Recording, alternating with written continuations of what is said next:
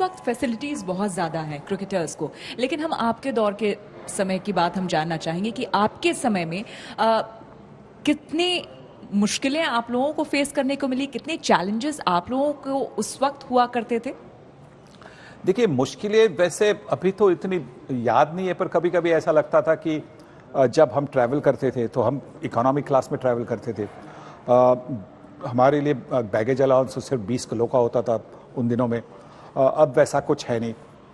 तो मतलब वो जो छोटी छोटी चीज़ें होती है, फिर पासिस का, टिकट्स का एक दबाव बनता था।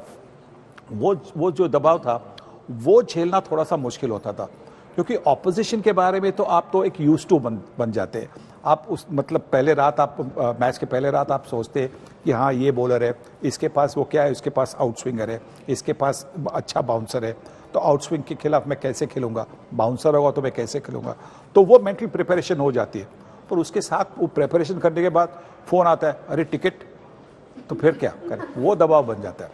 और आपको ऐसा लगता है जैसे आजकल तो इतनी सारी चीज़ें हैं, रैंकिंग्स आती रहती हैं, ऊपर नीचे लोग होते रहते हैं, और स्टारडम इतना ज़्यादा बढ़ गया है।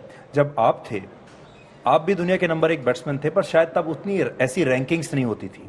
हाँ। तो did you ever feel like actually like a world champion कि मैं दुनिया का एक नंबर 1 बैट्समैन हूँ and I behave like that? नहीं, बिहेव तो मतलब वो कर नहीं सकते, क्योंकि क्रिकेट एक ऐसी खेल है जहाँ पे आप 99 तक पहुँच सकते हैं, पर वो एक रन नहीं बना सकते जिससे आपको सेंचुरी बन सकती है। या कभी कभी आप प्रीवियस इनिंग में आपने बड़ा स्कोर किया होगा, 150 रन 200 रन किए होंगे, अगली बारी जाएंगे तो पहली गेंद पर आउट हो सकते हैं। तो क्रिकेट एक ऐसी गेम है which never allows you to be cocksure और सो एरोगेंट।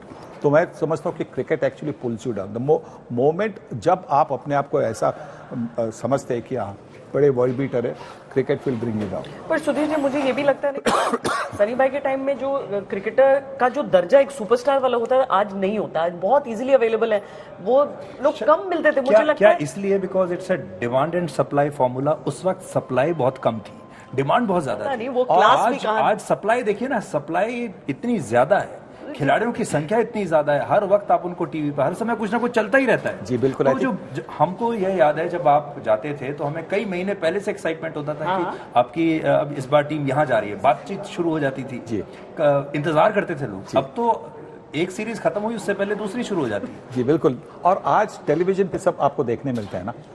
तो जब हम खेलते थे तो बहुत कम टेलीविजन में देखने मिलता था, बहुत कम। मतलब उन दिनों में ब्लैक एंड वाइट था। उन दिनों की जो कवरेज बनती थी वो मतलब लॉन्ग डिस्टेंस कवरेज थी। आज तो बिल्कुल एकदम आसपास आकर, मतलब कैमरा इतने नज़दीक आकर आप नर्वस है कि नहीं, आपको सब दिखाई देता है। सर, एक सवाल मैं पूछना चाहता हूँ, वापस वर्ल्ड कप पे आता हूँ। ओडीआई फॉर्मेट के लिए इस वर्ल्ड कप के क्या मायने हैं? कई लोगों का कहना है शायद ये आखिरी वर्ल्ड कप हम देख रहे हैं ओडीआई क्रिकेट का। T20 इतना हावी होता जा रहा है, इतनी सारी लीग्स आ रही हैं। फ्यूचर ऑफ ओडीआई क्रिकेट कितना निर्भर है इस वर्ल्ड कप? मुझे नहीं लगता कि वर्ल्ड कप कोई खतरे में है।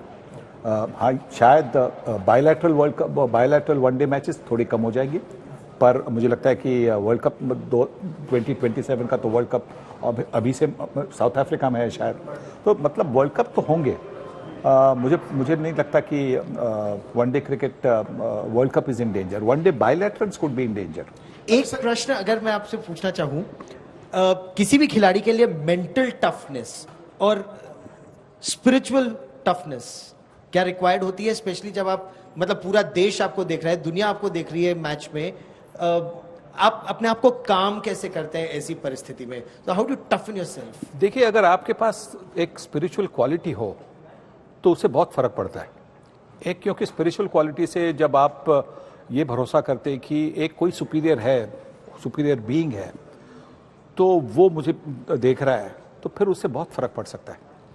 और उसके बाद में मतलब जो मेंटल प्रेशर भी बनता है, तो आप अगर स्पिरिचुअल मतलब आप प्रार्थना करें, आपका जो फेथ है आप प्रार्थना करें, तो उससे बहुत फर्क पड़ता है। आप करते? बिल्कुल, मैं करता था बिल्कुल। विराट, रोहित, हो सकता है उनका ये आखिरी वर्ल्ड कप हो, और चूंकि आपने 87 वर्ल्ड कप से पहले रिटायरमेंट अनाउंस कर दी थी, आई थिंक 37-38 साल आपकी उम्र थी उस वक्त, जी, तो ये उनसे कम है। इस स्टेज पर आकर क्रिकेट जहनी तौर पर डिमांडिंग हो जाती है या आप ज़्यादा रिलैक्स फील करते हैं? मतलब मुझे याद है कि 87 में शायद आप नेट भी नहीं करते थे बहुत ज़्यादा, आप 2-4 बॉल खेलते थे और मैचेस में प्रिपेयर करते थे। तो इन दोनों के लिए ये वर्ल्ड कप क्या लेकर आ सकता है? देखिए, मुझे लगता है कि रोहित शर्मा के लिए ये मौका है, आखिरी मौका शायद, कि वर्ल्ड कप विनिंग टीम में हो, क्योंकि 2011 में वो टीम में नहीं थे। विराट कोहली एक ऐसे खिलाड़ी बन सकते हैं अश्विन के साथ, अब अश्विन की जो वापसी होगी, कि जिन्होंने भारत के लिए पहली बार 2 बार वर्ल्ड कप जीता हो, तो उनके लिए ये तो मतलब एक आपके लिए एक इंसेंटिव बनता है ना कभी कोई ना कोई इंसेंटिव तो हर खिलाड़ी है। अगर आपके पास अगर इंसेंटिव ना हो, मतलब एक personal incentive tied to the team's benefit, अगर जब वो बनता है ना, तो फिर आपका परफॉर्मेंस आप बहुत ज़्यादा ट्राई करते हैं, मुझे ये करना है, जिससे मेरा भी अगर जो मकसद है कि मुझे 100 करने, इतने 100 करने, इतने रन करने, इतने विकेटें लेनी है, उसके साथ मेरी टीम को भी मदद हो सकती है। प्रेजेंट टीम को अगर हम देखें, इंडियन स्क्वाड जो है 15 खिलाड़ियों का, उसमें आपको प्रॉब्लम ऑफ प्लेंटी लग रहा है या इजी है प्लेइंग 11 पिक करना? मुझे लगता है कि शायद एक स्पिनर अश्विन और कुलदीप के बीच में शायद एक कभी आपके लिए डिसीजन लेना होगा, और शायद मोहम्मद सिराज, मोहम्मद शमी के बीच में आपको ईशान किशन मुझे नहीं लगता कि इस टीम में अभी आ सकते। अभी नहीं, मतलब अगर कोई खिलाड़ी, मतलब राहुल या Shreyas Iyer out of form हो गए, तो फिर ईशान किशन की टीम में जगह हो सकती है। टीम इंडिया के सामने मौजूदा वक्त में 3 बड़ी चुनौतियां क्या देख रहे हैं आप, जिसको सबसे ज्यादा एड्रेस किए जाने की जरूरत है? मुझे लगता है कि जो मिडिल ओवर्स है, वहाँ पे किस तरह की बल्लेबाजी होनी चाहिए, मिडिल ओवर्स में किस तरह की गेंदबाजी होनी चाहिए, और दूसरी सबसे बड़ी मुझे लगता है एक प्रॉब्लम जो है भारतीय टीम के पास, वो है कि इस टीम में 3-4 एक ऐसे खिलाड़ी हैं जिनको फील्डर्स है, जिनको आपको छुपाना पड़ेगा। तो वहाँ पे कप्तानी मतलब होनी चाहिए, अच्छी कप्तानी होनी चाहिए, क्योंकि आज 30 मीटर की सर्कल में सिंगल तो ले ही जाते हैं, तो आपके जो वीक फील्डर है, आपको उनको यहीं पे रखना है। बाउंड्री पे आपके सबके फास्ट मतलब मूवर्स होने चाहिए, और जिनके पास अच्छे थ्रो है।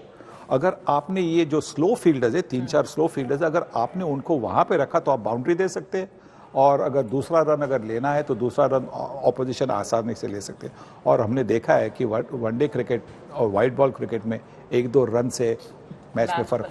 होम ग्राउंड होने का फायदा मिलेगा? बिल्कुल फायदा, पूरा फायदा उठाएगी टीम इंडिया। बिल्कुल। देखिए, होम ग्राउंड मतलब होम ग्राउंड ही मतलब ग्राउंड ही नहीं होता, ड्रेसिंग रूम से शुरू होता है। आपको ड्रेसिंग रूम में फेमिलियरिटी होती है, आपकी ड्रेसिंग रूम में भी आपकी हर एक जो खिलाड़ी है, क्योंकि हर ग्राउंड पे खेला हुआ है, वो जानता है कि ये मेरी फेवरेट सीट है, ये मेरी लकी सीट है, ये मेरी लकी सीट है। तो यहाँ पे वो लोग जाके पहले वहाँ पे बैठेंगे, और अगर उस मैदान पर खिलाड़ी ने अच्छा परफॉर्मेंस किया इसके पहले, तो मतलब एक ऐसी बनती है ना, एक वाइब बनती है ना, कि आज मैं इस मैदान में उठाऊं, आ रहा, यहाँ पे मैं सक्सेसफुल हो जाऊं।